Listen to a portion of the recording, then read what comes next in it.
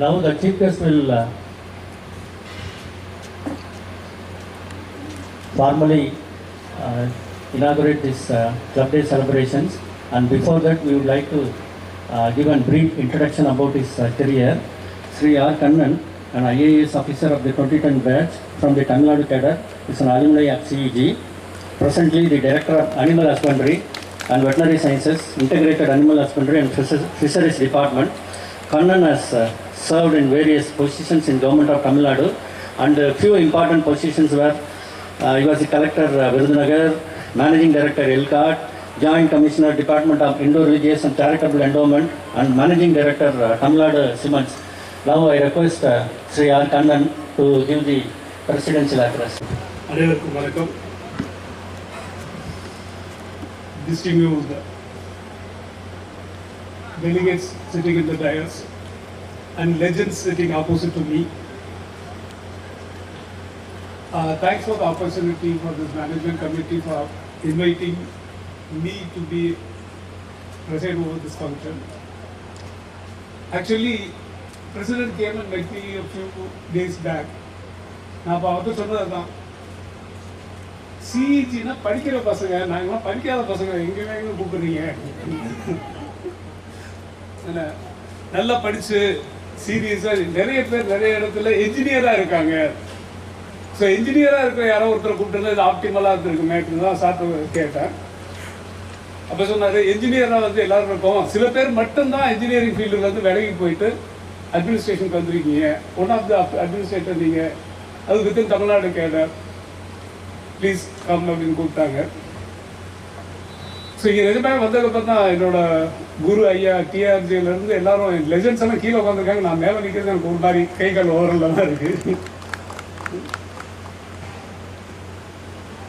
என்னோட CEG memories 1990 அட்மிஷனுக்கு வந்தோம்.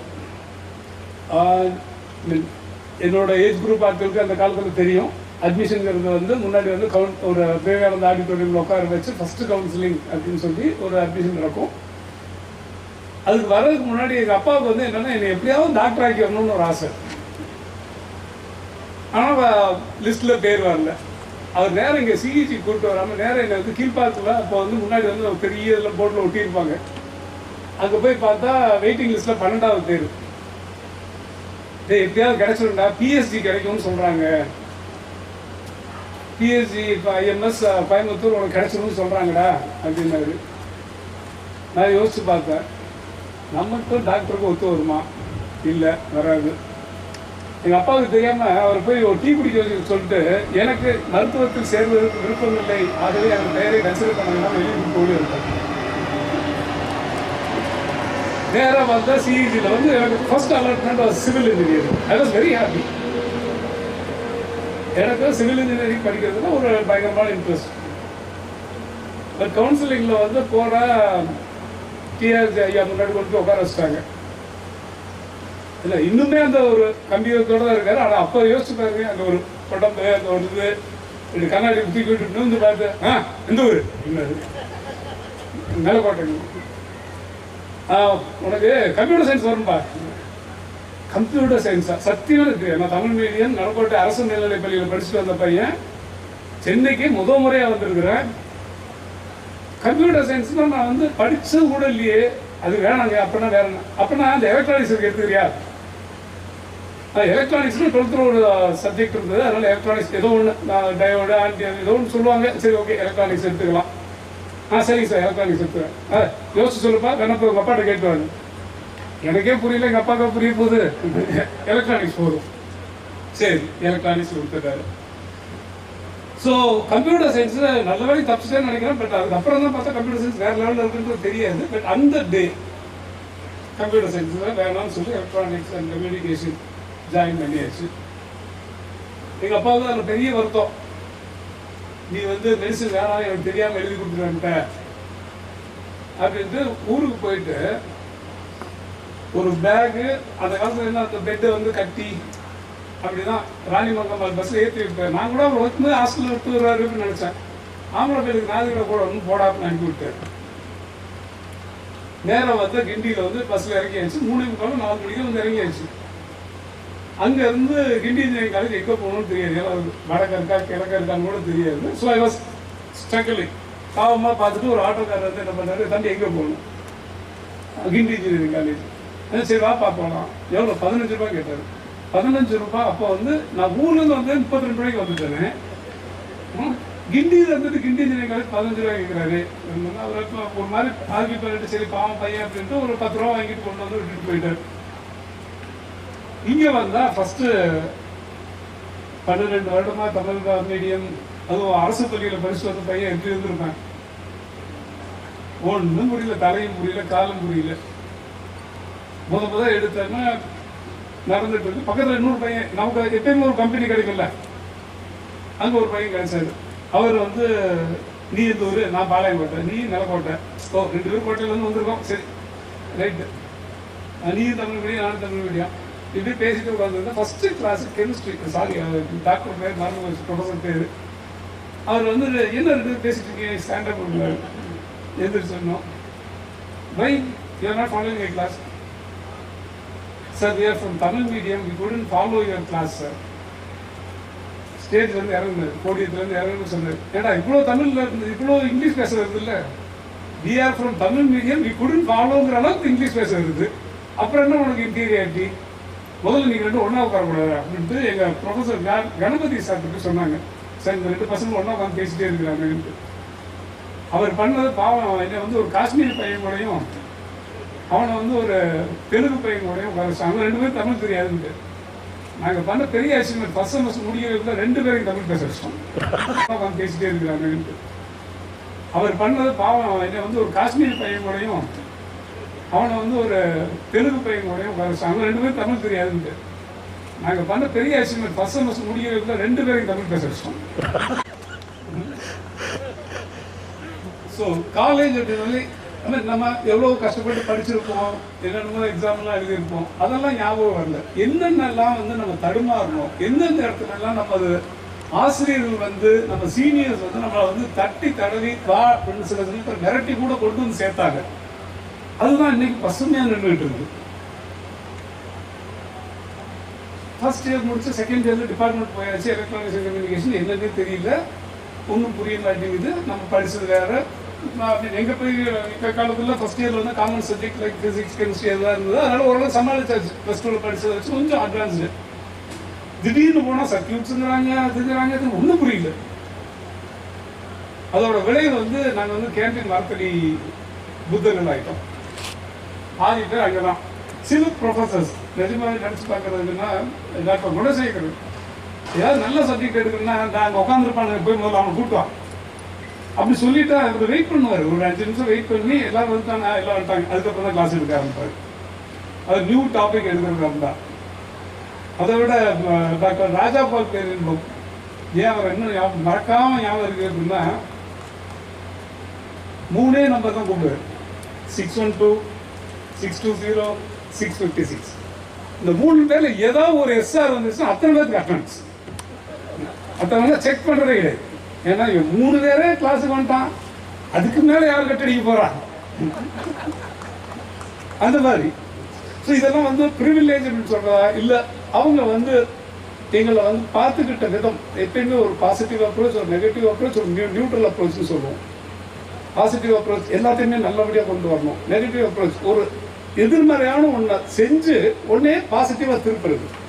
ஒரு நியூட்ரல் அப்ரோச் இல்லை, நீ இப்படிதான், ஆனால் உங்ககிட்ட திறமை இருக்கு, அதை எப்படி வெளிக்கொண்டு வர்றதுன்னு தெரியும். இந்த 3 விதத்திலையுமே சில ஆசிரியர்கள் வந்து எங்களை வந்து அப்பப்போ தட்டி கொடுத்ததுனால தான் வந்து எங்களோட கெரியர் வந்து எங்கள் கிளாஸில் நானும் mister Murugan, now he's ADGP Karnataka, 2 பேர் மட்டும் தான் சிவில் சர்வீஸ் வந்தோம். மெக்கானிக்கலில் வந்து மிஸ்டர் நிர்மல்ராஜ் வந்தார். 3 பேர் தான் எங்கள் பேச்சுலர்ஸ் சர்வீஸ்க்கு வந்தோம். பட் இவங்க கிட்ட இந்த திறமை இருக்குங்கிறதையும் கண்டுபிடிச்சது ஒரு ஆஃபீஸர், இது ஒரு ப்ரொஃபஸர் தான், டாக்டர் சண்முகவேல். அவர் என்னை கவனிச்சுட்டே இருப்பார். ஒரு 7th செமஸ்டர் முடிய போகிற நேரத்தில் அவர் ஒரு நாள் என்னை கூப்பிட்டு வா ரூமுக்கு பார்க்கும்போது என்னை வந்து பார்வை பண்ணார். நான் போனேன். அப்போ வந்து எங்களுக்கு அந்த கிளாஸோட அந்த மென்டாராக இருந்தார். அவர் பாட்டு என்னை உட்கார வச்சு போயிட்டார். எனக்கு ஒன்றும் புரியல, இவர் எதுக்கு நம்மளை கூப்பிட்டாரு. ஏன் வந்து நம்ம உட்கார வச்சிருக்காரு? வராரு, வந்து ஏதாவது நோட்ஸ் எடுத்துட்டு போறாரு, அப்புறம் ஏதாவது ஒரு பிட் பேப்பர் எடுத்துட்டு போறாரு. சார் உட்கார் உட்கார் உட்கார் தேவா மோர் தென் 1 hour உட்கார வச்சிருந்தாரு. உட்கார வச்சு திரும்ப கேட்டார், என்ன சொல்லுங்க கண்ணன், இவ்வளோ நேரம் உட்காந்தீங்களா, உனக்கு ஏதாவது தோணுச்சாங்க? ஒன்றும் தோணல. ஏன் சார் உங்கள் பேப்பரில் ஏதாவது ஃபெயில் பண்ண போறீங்களா? உங்களெல்லாம் ஃபெயில் பண்ண போகிறது இல்லைங்க, என்ன வேணும் யோசிச்சுங்க. தெரியல சார். இல்லை, உங்கள்கிட்ட வந்து எல்லார்கிட்டையும் அணுகிற ஒரு திறமை இருக்கு, எல்லாரையும் சமாளித்து எல்லாத்தையும் கொண்டு வந்து ஒரு டாஸ்க்கை ரீச் பண்ணுற திறமை இருக்கு. நீங்கள் என்ஜினியராக இருக்கிறத விட அட்மினிஸ்ட்ரேட்டராக போனால் நல்லா இருக்கும். That was advice given by you. Still இன்னைக்கும் அவர்கிட்ட பேசுகிறப்பெல்லாம், சார் நீங்கள் மட்டும் அன்றைக்கி அங்கே குழப்பிடாமல் இருந்தாங்க, நான் பாட்டுக்கு ஏதாவது ஒரு கம்பெனியில் சாஃப்ட்வேர் எழுதிக்கிட்டு எங்கேயாவது ஒரு நேரத்தில் குப்பை ஓட்டிட்டு உட்காந்துருப்பேன். யாரு கண்டா அமெரிக்காவோட உட்காந்துருக்கலாம். இல்லை இல்லை, அமெரிக்கா போகிறதுக்கு 1008 பேர் இருக்கான். இங்கே சர்வீஸ் பண்ணுறதுக்கு அந்த மென்டாலிட்டியோட அந்த ஒரு ஆட்டிடியூடோட இருந்தது நீ ஒருத்தர் தான்ப்பா. அதனால தான் உடனே வந்து நான் வந்து திரும்ப திரும்ப அதை பிக் பண்ணிகிட்டே இருப்பேன். ஸோ அவர் தான் டாக்டர் அன்னபூர்ணதாஸ் மேடம். வந்து ஒரு நல்ல ஒரு அவங்க தமிழ் ஃப்ளூயண்ட்டாக வராது, பட் நல்ல ஒரு பாசமாக இருப்பாங்க. அது ஒரு மதர்லி அப்ரோச் தான் எப்போவுமே. அவங்க கைமே கத்துவாங்க. அது என்ன சொல்கிறது, அதுக்கப்புறம் தான் நாங்களும் ஒரு சாரி யாராவது பெங்காலினாலே கத்துவாங்க அப்படின்னு ஒரு இது உண்டு. ஸோ அவங்க வந்து கைமையே கத்துவாங்க. பட் அவங்க அது சொல்கிறது இதுதான். அவங்க சொன்னது ஒரு நல்ல advice. The God will help the person who will help themselves. இன்னைக்கு உனக்கு மண்டே வந்து ரிங்கர் ஆகிட்டு இருக்கு. நானும் நிறைய இடத்துல போய் எல்லாரையும் சொல்றது தான், நீங்க முதல்ல உங்களுக்கு உதவி பண்ணுங்க. நீங்க வந்து இன்னும் ஆகணும் அப்படின்னு மோட்டிவேட் ஆகுங்க. அப்பதான் வந்து கடவுள் வந்து உங்களுக்கு வந்து ஹெல்ப் பண்ண முடியும். ஸோ வித்தவுட் உங்களோட எஃபர்ட்ஸ் கடவுளோ லக்கோ எதுவுமே நடக்க போறது இல்லை. So help your self. இந்த மாதிரி ஒவ்வொருத்தரும் ஒரு இடத்துல ஒரு காட்டாற்று வெள்ளம் மாதிரி ஒரு ஸ்டூடெண்ட் லைஃப்ல ஓடிட்டு இருக்கிறப்போ சில பேர் கோல் வச்சிருப்பாங்க. நான் வந்து முடிச்சேன்னு எம்ஐடியில் போய் பிஜி பண்ணணும், நான் வந்து டெக்ஸாஸ்ல போய் செட்டில் ஆகணும். எஸ், அவங்க கோல் வச்சிருப்பாங்க. என்ன மாதிரி ஒரு என்ன கோல் அப்படின்னு தெரியாத ஆட்களை வந்து அந்தந்த இடத்துல மடை மாற்றி விடுறதுன்னு சொல்லுவாங்க. Yes, he has some positive energy. இதை லேசாக அப்படி திருப்பணும்னா கரெக்டாக சேனல் ஆகும். இதனால பல பேருக்கு பயனாகும். இதை வந்து எங்ககிட்ட இருந்து கண்டுபிடிச்சது எங்களோட ஆசிரியர்கள் தான். அதனால தான் எப்போவுமே எங்களோட ஆசிரியர்கள் அப்படிங்கிறது ஒரு பாசமும் இருக்கும், ஒரு பெருமையும் இருக்கும். நான் என்னோட சில்வ ஜூப்ளிலேயே ஐயாட்ட சொன்னேன், டிஆர்ஜேனா எங்களுக்குலாம் அப்போ சினிமா சொல்லணும். ஐயா வர்றாருனாலே வேற லெவல். ஆனால் ஒரு அவர் ஞாபகம் இருக்கான்னு தெரியல, நம்ம கேன்டீனில் வந்து 2 காலேஜ் பசங்க கல்ச்சுரல்ஸ் வந்த பசங்க அடிச்சுக்கிட்டாங்க. அதில் ஒரு சின்ன பிரச்சனை ஆயிடுச்சு. இதில் வந்து திபுன்னு ரூம் வந்து ஓடி வர்றாரு தனியாக. எங்களுக்கு ஒன்றும் புரியல, இதுக்கு அவர் இப்படி ஓடி வர்றாரு அப்படின்ட்டு பார்த்தா உள்ளுக்குள்ளே காலேஜ் நாங்களாம் கேன்டீன் வெளியே தான் உட்காந்துருக்கோம். உள்ளுக்குள்ள இவர் நின்று ஒரு சவுண்டு போட்டால் தான் அந்த கேன்டீன் கப்சிப்னு அந்த மாதிரி ஒரு ஆளுமை இருந்த ஒரு ஆள். அவருமே என்ன பண்ணுவார், கேட்கலாம் ஏன் இப்படி இருக்க, நீ ஏன் வந்து எக்ஸாம் எழுத மாட்டேங்கிற, நல்லா படிக்கணும்ல, அந்த மாதிரி மிரட்டுற துணியில் சொன்னாலுமே அதுவுமே சில சமயத்தில் வந்து தேவைப்பட்டுருச்சு. ஏன்னா அன்பா பேசுறதுக்கு நிறைய பேர் இருந்தாலும் அந்த உரிமையாக பேசுறவங்கலாம் மிரட்டுவாங்க. ஸோ எல்லார்கிட்டையுமே நாங்கள் எல்லாருமே ஃபீல் பண்ணுறது அதுதான். அவர் வந்து எல்லாரையுமே சொந்தக்காரர் மாதிரியே ட்ரீட் பண்ணார். தப்பு பண்ணால் திட்டுவார், at the same time achieve பண்ணால் ரொம்ப பெருமையாக இருப்பார். அதனால தான் அவரோட நினைவுகள் வந்து எங்கள் பேட்சை பொறுத்தளவுக்கு எல்லார்கிட்டையுமே இன்னைக்கு வரைக்கும் இருந்துட்டு இருக்கு. ஐயா டாக்டர் அனந்தகிருஷ்ணன் அவருக்கு எனக்கு வந்து ஒரு வித்தியாசமான ஒரு உணர்வு உறவுன்னு கூட சொல்லலாம். நான் அந்த காலத்தில் வந்து யூனிவர்சிட்டியை ஃபுட்பால்லையும் ஹை ஜம்ப்லையும் ரெப்ரசென்ட் பண்ணிட்டு இருந்தேன். ஹை ஜம்பில் சவுத் ஜோன் பக்கத்தில் வரைக்கும் போயிட்டு போல நமக்கு லீவ் கொடுக்க மாட்டாங்க, ப்ராக்டிஸ் பண்ணிட்டு டைம் கொடுக்க மாட்டாங்க, அதனால திரும்பி வர வேண்டியதாக போச்சு. அவர் பிடி வந்து மிஸ்டர் ராமன் ஐயா இருந்தார். அவரும் எவ்வளோ போராடி பார்த்தாரு, இவருக்கு அட்டனன்ஸ் தான் வாங்கி தர்றேன், அட்டனன்ஸ் வாங்கி கொடுத்தாலும் எக்ஸாம் எழுத விட மாட்டாங்கல்ல, இல்லை இன்டர்னலில் போட்டு தெளிவாங்கல்ல, ஆளோட சாமிகளா அப்படின்ட்டு ஓடுவோம். ஸோ போயிட்டு இருப்போம். என்னோட ஸ்டைல் ஆஃப் ஹை ஜம்ப் வந்து அப்போ வந்து 0 ஆங்கிள்னு வாங்க, அது வந்து வெரி ரேர். அதனால இன்னைக்கு வரைக்கும் என்னோட கால் போச்சு. இன்னைக்கு வரைக்கும் என்னோட ஆங்கிள் வந்து ஒரு வீக்காக தான் இருந்துட்டு காரணம் அந்த 0 ஆங்கிள் தான். அந்த 0 ஆங்கிளில் பண்ணிட்டு இருக்கிறதா அவர் ஒரு நாள் கிராஸ் பண்ணுறப்போ பார்த்துட்டா இருப்போம்ல. ஸோ என்னைக்கெல்லாம் வந்து அந்த நான் ப்ராக்டிஸ் பண்ணுற டைத்தில் இருக்கணும், அவர் ஒரு வைஸ் சான்சலர்னு தோணாது. காரை வந்து ரோட்டில் நிப்பாட்டிட்டு அவர் பாட்டு நின்று வந்து பக்கத்தில் நின்றுட்டு, இல்லை தம்பி இந்த ஆங்கிளை மாற்றிப்பாரு, இந்த ஸ்டெப்ஸை போட்டு பர்சனல் அட்வைஸ் கொடுத்துட்டு இருப்பாரு. வெளியிலேருந்து பார்க்குறவங்களுக்கு யாரும் தெரியாது, யாரோ 2 பேர் இன்னும் பேசிட்டு இருக்க மாதிரி இருக்கும். But the vice chancellor of the university used to come and coach me. ஏன்னா அப்போதைக்கு வந்து ஹை ஜம்ப் கோச் பண்ணுறதுக்கு எனக்கு யாரும் கிடையாது. I use to get tips from him. So அந்த மாதிரி ஒவ்வொருத்தரும் ஒவ்வொரு வகையில் என்னோட பர்சனாலிட்டி மட்டும் இல்லை, எல்லா குழந்தைகளோட எல்லா ஸ்டூடெண்ட்டோட பர்சனாலிட்டியும் டெவலப் பண்ணுறதுக்கு ஆரம்பிச்சு அவங்க எல்லாரும் நல்ல இடத்துல போய் ரீச் ஆகணும் அப்படிங்கிறதுக்காக உழைச்சாங்க. இந்த விஷயத்தில் இன்னொன்று சொல்லியே ஆகணும், நம்ம சீனியர்ஸ் இந்த ரேகிங் வந்து ஃபர்ஸ்ட் இந்த ரேகிங் ஆன்டி ரேகிங் பில் வந்து 1990, அதுக்கு சில இன்சிடென்ட்லாம் நடந்தது. அதுக்கு நானும் ஒரு காரணக்கர்த்தா, ஐயாவுக்கு தெரியும், வேண்டாம் அதை பற்றி விழாவே பேச வேண்டாம். பட் அந்த இதில் வந்து ஒரு டிகிரி ஆஃப் ட்ரீட்மெண்ட்டை தவிர்த்து அந்த அட்டாச்மெண்ட் இன்னைக்கு வரைக்கும் பார்த்தா, தம்பி எப்படி இருக்க, அண்ணா எப்படி இருக்கீங்க, அந்த பேச்சுவார்த்தைகள் இருக்கிறது அதுக்கு பின்னாடி வந்த சந்ததிகள்கிட்ட நான் பார்க்கல.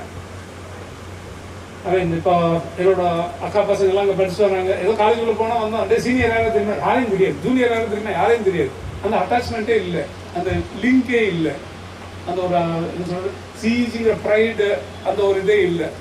அந்த மாதிரி ஒரு டிட்டாச்மெண்ட்டும் போயிடுச்சு. பட் சீனியர்ஸும் ஹெல்ப் மீ எ லாட். ஒவ்வொரு இடத்துலையும் ஃபார் எக்ஸாம்பிள் ஃபஸ்ட்டு டைம் நான் வந்து சிவில் சர்வீசஸ் அப்பேயர் ஆகி ப்ரிலிம்ஸ் பாஸ் பண்ணிட்டு வந்துட்டு என்ன சப்ஜெக்ட் படிக்கிறது, மெயின்ஸுக்கு வந்து 2 சப்ஜெக்ட் படிக்கணுங்கிறாங்களே, நம்ம ஒரு சப்ஜெக்ட் தான் ஸ்ட்ராங்காக வச்சுருக்கோம், இன்னொன்று என்ன படிக்கிறதுன்னு தெரியாதப்போ டாக்டர் இளங்கோ ஜியாலஜி கூப்பிட்டு உட்கார வச்சு தனியாக எனக்கு எடுத்த, நீ ஜியாகிரபின்னு ஒரு ஆப்ஷன் எடுத்துட்ட, ஜியாலஜி நியரஸ்ட் ஆப்ஷன் வா நான் உனக்கு சொல்லித்தரேன். அவர் கிளாஸ் எப்பெல்லாம் போதோ அந்த மற்ற டைம்லாம் உட்காந்து எனக்கு தனியாக டைம் ஸ்பெண்ட் பண்ணாரு. அதே மாதிரி பாலாண்ணா மைனிங்கில் இருக்க பாலாண்ணா அவங்களும் மெட்டீரியல் கலெக்ட் பண்ணுறதுலேருந்து எல்லாம் பண்ணி கொடுத்தாங்க. ஆனால் ஜியாலஜி என்னால் சக்சீட் பண்ண முடியல. சப்சிக்வெண்ட் அட்டம்ப்டில் நான் சப்ஜெக்ட் மாற்றிட்டேன். பட் ஒரு போல்டாக ஒரு ரிஸ்க் எடுத்தப்போதுமே வித்தின் அந்த ஸ்டிப்புலேட்டட் டைம் ஒரு பேப்பரில் 130 மார்க் எழுதுகிற அளவுக்கு எனக்கு சொல்லிக் கொடுத்தாங்க வித்தின் 2 months. அந்த அளவுக்கு ஸ்பெஷல் கேர் எடுத்துட்டது அந்த சீனியர்ங்கிற முறையில். எஸ், என் ஜூனியர் ஒருத்தன் சிவில் சர்வீஸ் படிச்சுட்டு பாஸ் பண்ணிட்டு மெயின்ஸ் எழுத போகிறான், அவனுக்கு நான் சொல்லிக் கொடுக்க வேண்டியது என் கடமை. என்னோட கிளாஸ் டைம் போகும், மற்ற டைமில் வந்து I have to spend with them. அந்த மாதிரி டெடிக்கேட்டடாக உட்காந்து ஒன்னொன்னும் செதுக்குனதுனால தான் எங்களால் வந்து இந்த இடத்துல சேர முடிஞ்சது. ஸோ சிஇஜி அலுமினி அப்படிங்கிறது வந்து ஒரு ப்ரைட் தான். என்னோட பொண்ணு கூட ஐஐடி இப்போ கிடைச்சது. அவர்கிட்ட நான் சொன்னேன், என்னதான் ஐஐடியில் படித்தாலும் தமிழ்நாட்டில் இருந்தால் சிஇஜியில் படித்தா தான் ஒரு மரியாதை. அவர் விழுந்து சிரிச்சேன், இல்லைப்பா எனக்கு டெல்லி ஐஐடிப்பா. அது நீ டெல்லி ஐஐடியில் படி, எங்கள் ஊரை பொறுத்தளவுக்கு எங்கள் ஊரில் பெரிய காலேஜ் சிஇஜி தான்ப்பா, இங்கே அட்மிஷன் கிடைக்கல உனக்கு, அதுதான் எனக்கு அர்த்தம் அப்படிங்கிற மாதிரி சொல்கிற அளவுக்கு ஒரு ப்ரைடோடு இருந்த ஒரு இடம். ரொம்ப வருஷம் கழிச்சு உங்களை எல்லாரையும் இந்த மாதிரி ஒரு நல்ல அக்கேஷனில் பார்க்கறதுக்கு வாய்ப்பு எடுத்து கொடுத்த அனைவருக்கும் நன்றி. நானும் எங்கள் மெம்பர் தான், பட் ரெகுலராக வர்றதில்லை. இனிமேல் நான் வர்றப்பெல்லாம் உங்களை எல்லாரும் சந்திக்கணும்னு ஆசைப்படுறேன். இன்னொரு நல்ல வேலையில் சந்திப்போம் என்று கூறி வாய்ப்புக்கு நன்றி கூறி விடைபெறுகிறோம். தங்கள் கல்லூரி நினைவுகளை ஒளிவு மறைவு என்று நினைவு கூர்ந்ததற்கு மிக்க நன்றி. Complete narration of his college days. Thank you, sir. Next, we move on to the award ceremony. Before